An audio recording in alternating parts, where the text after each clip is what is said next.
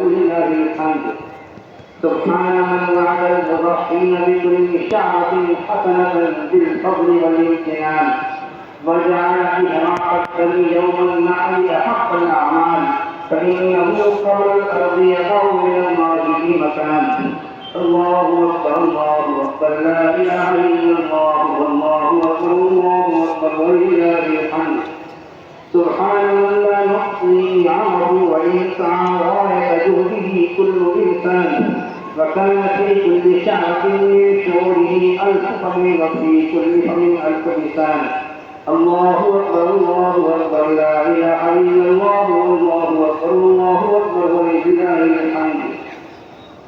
أما بعد، فإني أوصيكم بتقوى الله وأحذركم معصية الله، وأذكركم ما كان فيه أنبياء الله من بذل الأموال والأنفس في طاعة الله.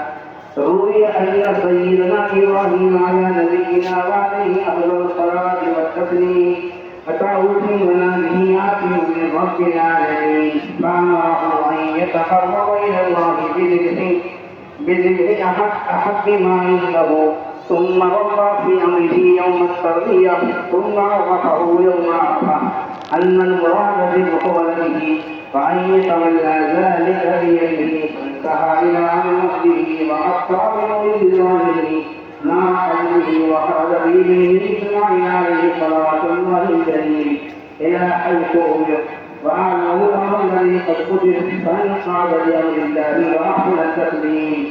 وكذلك سر من أتاه بقلب سليم، وعبر إبراهيم بالذي انظر لحكم القضاء حتى إذا سله بالجليل، وعقد الشهرة باليمين وأعوانها